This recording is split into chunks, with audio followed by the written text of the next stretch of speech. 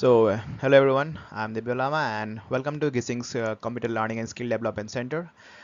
It's a lecture 3 video. এইটো আমাৰ lecture 3 হয়। Previous lecture আমি variable কি হয় আৰু variable use কৰি program কেনেকৈ run কৰা হয় সেইবোৰ discuss কৰি আছিলোঁ। আজিৰ lectureত আমি discuss কৰিম constant কি হয়, keywords, comments, input, output আৰু compiler দৰে important termsবোৰ বিষয়ে discuss কৰিম আৰু এই টাৰ্মছবোৰ ভালকে বুজিবলৈ আমি প্ৰগ্ৰাম প্ৰেক্টিছ কৰিম। Okay, let's start. প্ৰথমতে আমি বুজিম কনষ্টেণ্ট কি হয়। অ'কে, কনষ্টেণ্ট হৈছে এনেকুৱা টাৰ্ম যাৰ ভেলু ফিক্স থাকে, মানে যিবোৰ মূল্য পৰিৱৰ্তন নহয়। বেচিকেলি কনষ্টেণ্টৰ তিনিটা ভাগ আছে, য'ত প্ৰথম হৈছে ইণ্টিজাৰ কনষ্টেণ্ট, যাৰ উদাহৰণবোৰ হৈছে 1, 2, 3, -1, -2। বেচিকেলি এই ধৰণৰ কনষ্টেণ্ট কেৱল ইণ্টিজাৰ্ছ নাম্বাৰ থাকে। Okay, and the second is the real constant. এই ধৰণৰ কনষ্টেণ্টত ডেচিমেল পইণ্টছ থাকে, for example 1.0, 2.0, 3.14। And third is the character constants. এই ধৰণৰ কনষ্টেণ্টত কেৰেক্টাৰ বা চিম্বলছ থাকে, উদাহৰণস্বৰূপে A capital A hash and etc. Okay, এইবোৰ আমি কনষ্টেণ্ট ইউজ কৰি বহু প্ৰগ্ৰামবোৰ আমি ৰান কৰিম। Let's have this in next slide. Moving on to the next, which is a keyword. Keyword কি হয়? Keyword হৈছে কিছুমান ৰিজাৰ্ভ ৱৰ্ড যাৰ স্পেচিয়েল মিনিং থাকে। এইবোৰ ৱৰ্ডৰ অৰ্থ সলনি নহয়। Basically in C programming there is 32 keywords. C programming or 32 keywords আছে এনে শব্দ যাৰ অৰ্থ সলনি নহয়। C languageত 32টা keyword আছে যাৰ অৰ্থ সলনি নহয়।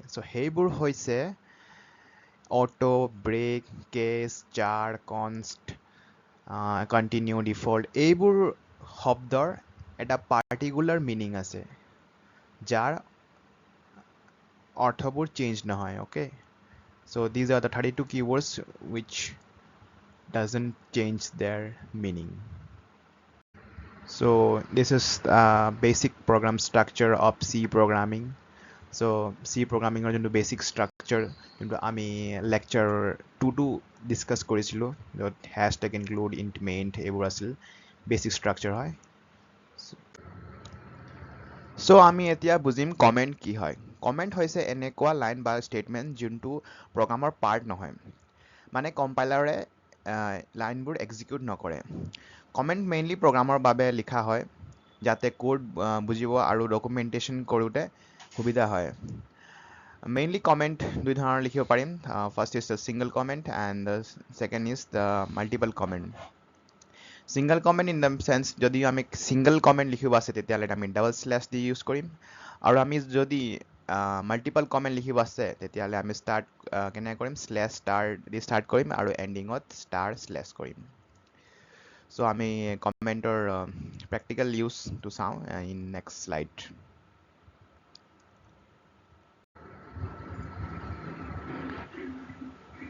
আমি এতিয়া চাওঁ যে কমেণ্টবোৰ কেনেকৈ ইউজ কৰা হয়। ছিংগল লাইন কমেণ্টৰ বাবে আমি ডাবল স্লেছ দিম। চাওঁ, ইয়াত ডাবল স্লেছ দিলোঁ আৰু লিখিলোঁ I am a boy.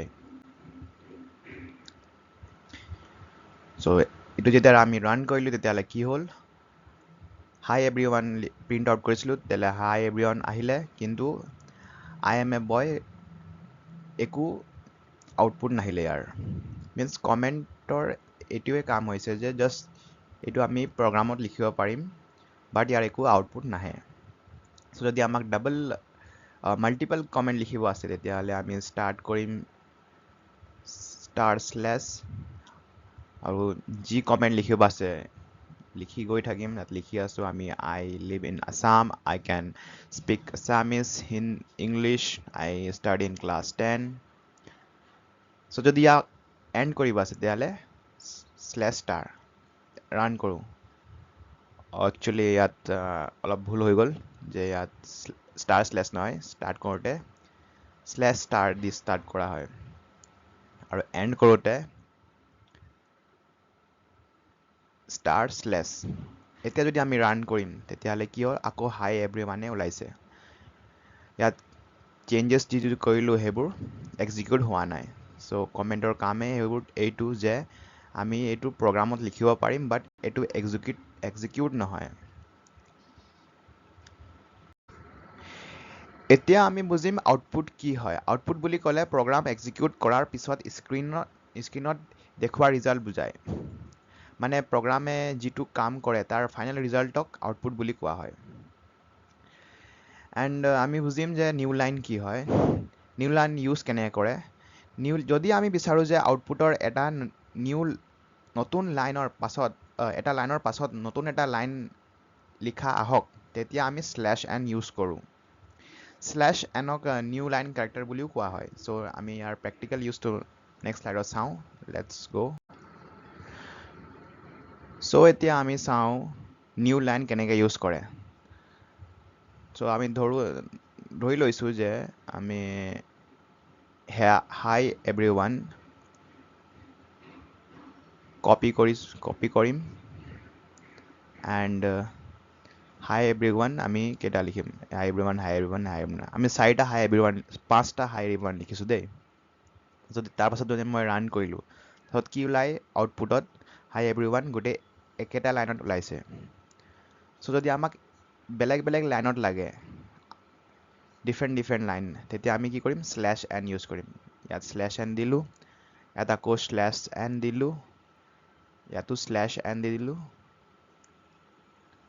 and slash n and slash n so যেতিয়া আমি ইয়াক ৰান কৰোঁ তেতিয়া আমি দেখিছোঁ যে ইয়াত হাই এভৰিৱান 5টা লাইন ডিফাৰেণ্ট লাইনত আহিছে চ' এয়াই হৈছে স্লেছ এনৰ ইউজ নিউ লাইনৰ use actually okay that's it এতিয়া আমি আউটপুটৰ 3টা কেছ চাওঁ য'ত প্ৰথম হৈছে ইণ্টিজাৰ কেছ ৰিয়েল নম্বৰ আৰু কেৰেক্টাৰ্ছৰ কেছবোৰ চাওঁ যদি আমাক ইণ্টিজাৰ ভেলু আউটপুট হিচাপে দেখাব লাগে তেতিয়া আমি পাৰ্চেণ্টেজ ডি ইউজ কৰিম যদি আমাক ৰিয়েল নম্বৰ আউটপুট হিচাপে দেখাব আছে তেতিয়াহ'লে পাৰ্চেণ্টেজ এফ এণ্ড যদি কেৰেক্টাৰ আমাক আউটপুট হিচাপে দেখাব আছে তেতিয়াহ'লে পাৰ্চেণ্টেজ চি এই ফৰ্মেট স্পেচিফায়াৰবোৰ প্ৰিণ্টএফ ফাংচনৰ লগত ইউজ কৰা হয় যাতে কম্পাইলাৰ বুজি পায় কি ধৰণৰ ডাটা আমি প্ৰিণ্ট কৰিব বিচাৰিছোঁ চ' আমি যোনটো 3টা কেছ পঢ়িলোঁ ইয়াৰ আউটপুটৰ তাৰ অলপ প্ৰেক্টিছ কৰোঁ চ' লেটছ ষ্টাৰ্ট যোনটো প্ৰগ্ৰামৰ বেচিক ষ্ট্ৰাকচাৰ হয় য'ত int hash take include studio' dot H int main আৰু ৰিটাৰ্ণ হয় সেইটো লিখা আছে মই লিখিলোঁ ইণ্ট এজ 22 আৰু প্ৰিণ্ট এফ মই লিখিম ইয়াত এজ ইজ এজ মোক প্ৰিণ্ট কৰিব আছে যে এজ ইজ মোৰ 22 হয় 22 হয় তো মই যদি এজ ইজ এজ দিছোঁ প্ৰিণ্ট এফত এতিয়া কি ওলাইছে এজ ইজ এজ বাট মোক লাগে এজ ইজ 22 চ' মই কি কৰিম ইয়াত চ' 22 ইজ এ ইণ্টিজাৰ নাম্বাৰ চ' ইয়াত মই কি লিখিম পাৰ্চেণ্টেজ ডি আৰু ইফালে কমা দি পিনে এজ লিখিম তেতিয়া যদি মই ৰান কৰোঁ তেতিয়া কি হয় এজ ইজ 22 ওলায় ফৰ ইণ্টিজাৰ নাম্বাৰ্ছ আৰু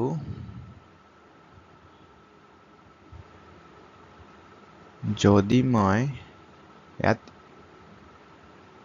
ইণ্টিজাৰ নিদিয়াকৈ মই যদি ৰিয়েল নাম্বাৰ দি দিওঁ 22.5 তেতিয়া ৰান কৰিলেও কি ওলায় 22 চ' 22.5 যদি মোক ৰান কৰিব আছে তেতিয়াহ'লে মই কি কৰিব লাগিব ইয়াত এইটো এটা ৰিয়েল নাম্বাৰ হয় তো ৰিয়েল নাম্বাৰত মই কি লিখিব লাগিব FLOAT ফ্লোট লিখি পিনে ইয়াত মই যিকোনো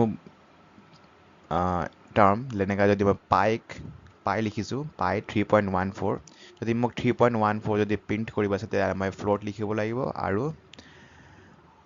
ইয়াত মই প্ৰিণ্ট এফত লিখিলোঁ ভেলু অফ পাই ইজ ইয়াত পাৰ্চেণ্টেজ এফ লিখিম কাৰণ এইটো এটা ৰিয়েল নাম্বাৰ হয় ডেচিমেল পইণ্ট আছে ইয়াত চ' ৰান যদি কৰোঁ তেতিয়া কি ওলায় value of pi is 3.14000 so' যদি মোক এতিয়া যদি কাৰেক্টাৰ প্ৰিণ্ট কৰিব আছে যিকোনো এটা কাৰেক্টাৰ তেতিয়াহ'লে মোক প্ৰথমতে CAR লিখিম আৰু ষ্টাৰ কাৰেক্টাৰ যদি মোক লাগে STAR ষ্টাৰ মই লিখি দিছোঁ ষ্টাৰ টাৰ্ম দি দিছোঁ কাৰেক্টাৰ হৈছে এইটো ষ্টাৰ আৰু যদি মোক প্ৰিণ্ট কৰি মই প্ৰিণ্ট এফত লিখিম print F the star is ষ্টাৰটো কি মোক ষ্টাৰ হিচাপে লাগে তেতিয়াহ'লে মই ইয়াত লিখিম পাৰ্চেণ্টেজ